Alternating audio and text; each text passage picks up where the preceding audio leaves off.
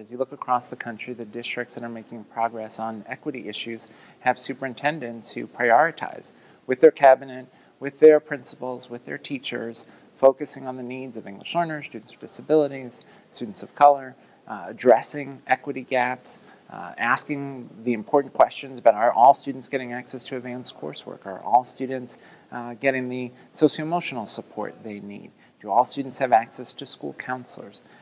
Those important questions, and they're constantly reflecting on how their districts can do better on issues of equity. And they also need support in that work. They need support from their states and a commitment to investing in public education, and they need support from the federal government. And the federal government has an important role to play protecting civil rights and also making investments to help the highest needs kids in the highest needs schools.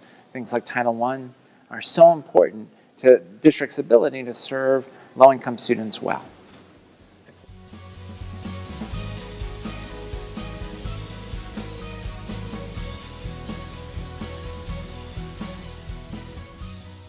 You know, what I think has happened is the politics have receded and folks are focused on the real work, which is in classrooms.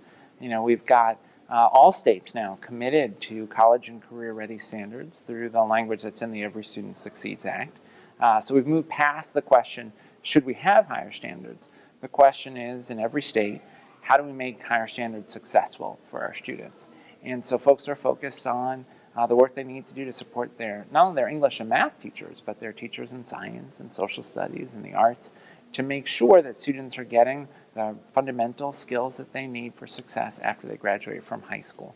And as an educator, I'm happy about that. I'm happy the conversation moved away from politics to focusing on what matters most, the interaction between teachers and students and the work in which they're engaged.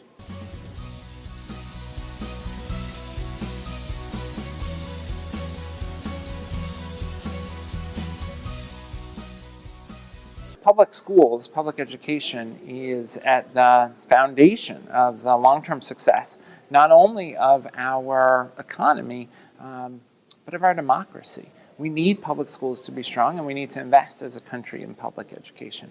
Now, I see public charter schools as a potential successful part of the public education landscape if charters are done with strong accountability.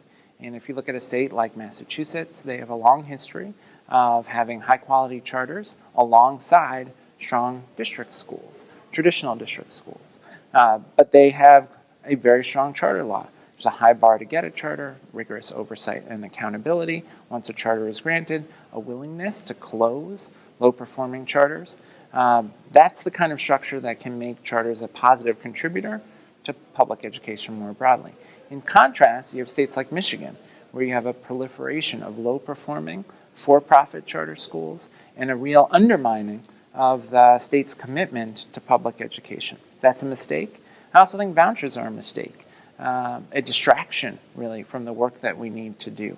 Vouchers are not a scalable solution to the challenges we face as a country. I think we've got to focus our energy and attention on strong public schools, supporting our teachers, ensuring that kids get access to high-quality early learning, ensuring that our public schools are focused on preparing students for college and career success. We've got to focus on investing in public higher education, which is a critical resource for social mobility in states. That's where our attention should be, and I fear that some of the language around choice is being used to distract from the real priorities we need to have as a sector and as a country.